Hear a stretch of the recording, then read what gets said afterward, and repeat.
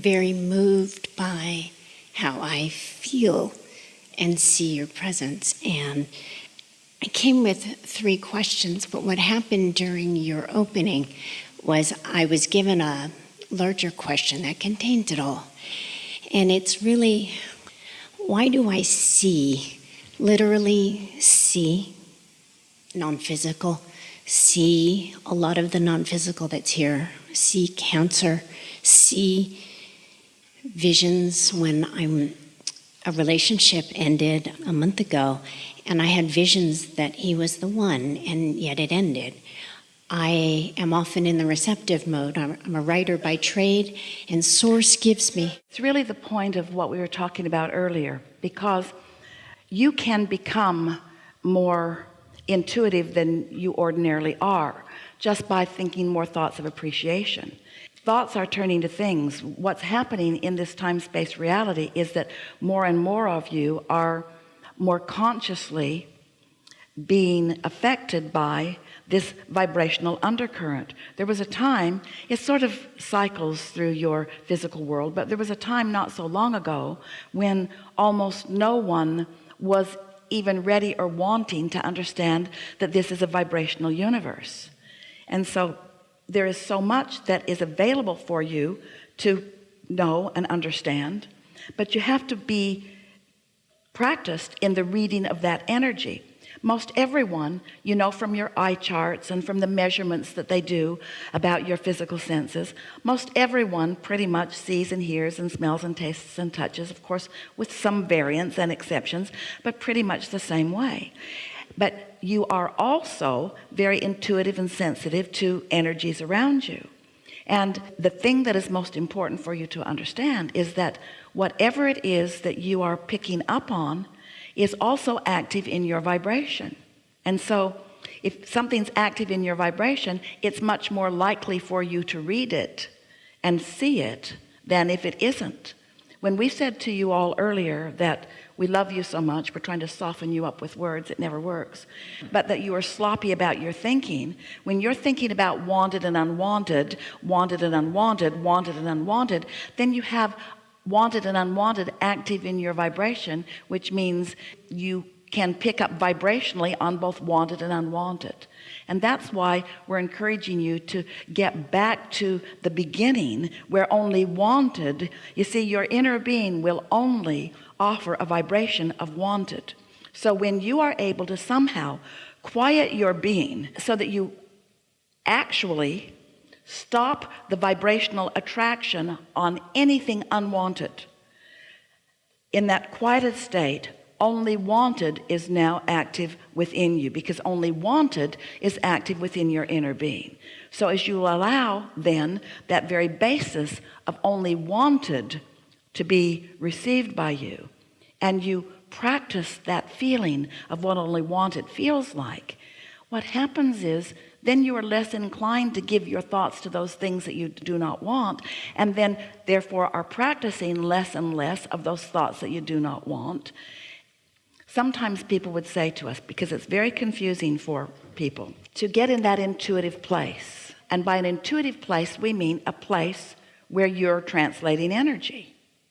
Well, translating energy is nice if you are guided enough by your own guidance system to know what thought or form of thought you are tapping into, because being intuitive and being able to read vibration is really not different than going to a library and being able to literally pick up any book and read it.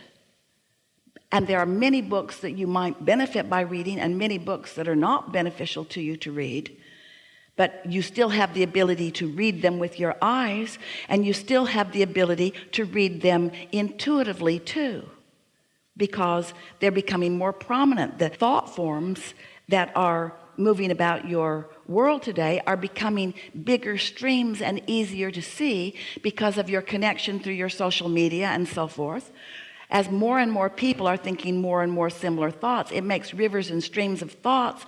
And so when a thought like that occurs to you and you weren't deliberately thinking, it just sort of popped into your mind, the tendency is to believe that it came from heaven, it came from non-physical. No, it came from the spin-off of man's conscious thought, and you were just a vibrational match to it. So really what you're asking for is, how can I get myself into vibrational harmony with my deepest knowing, with that source energy? How can I be guided not only from the perspective of what my inner being knows to be good and valuable, but what my inner being knows that is important to me? That's why the conversation that we had before you sat down here is really the answer to the question that you ask after you sat down here. We don't want you to feel like you are not wise enough to make decisions, because you are where you are and you're ready for whatever you're ready for, and it's all okay.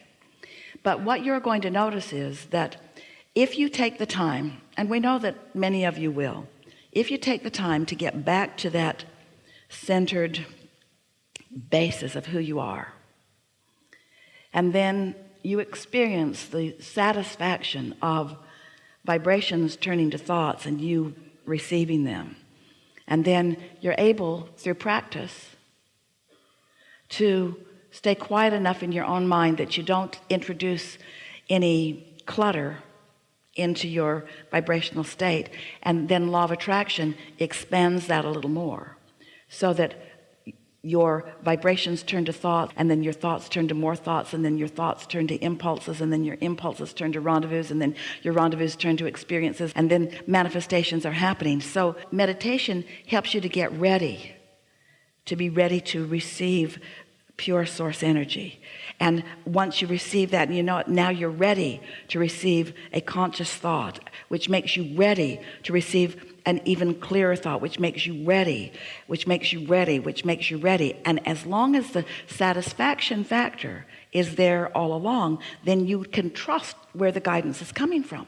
But if you witness something that you don't like, a problem out here in the world, and then you center yourself some, not anything like that, and then you get an impulse about something, you have no way of knowing what stream of consciousness you picked up on, because you've probably got all kinds of cluttered vibrations going on within you about things you're worried about. And so that's why it's so important, especially now where there's so much movement going on, so many people moving so fast out here in this vibrational, not vibrational world, but out here in this actionary world, and most everybody just responding. So there's this unsteadiness that is taking place where you can't trust yourself.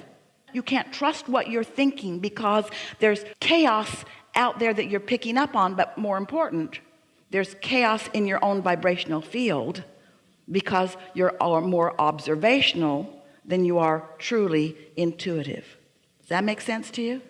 Doesn't it make you want to go for the real deal? Doesn't it make you want to go to where you really are? And aren't you willing to be a little patient, to have no thought for a little while, than to try to fix these thoughts over here that are unfixable? You can't get there from there. You cannot get to love from hate out here. You just can't do it. There's too many people that will argue and tell you that your very loving actions aren't that loving. Everybody's got an opinion about what everybody's doing. But when you get back here to your true basis, and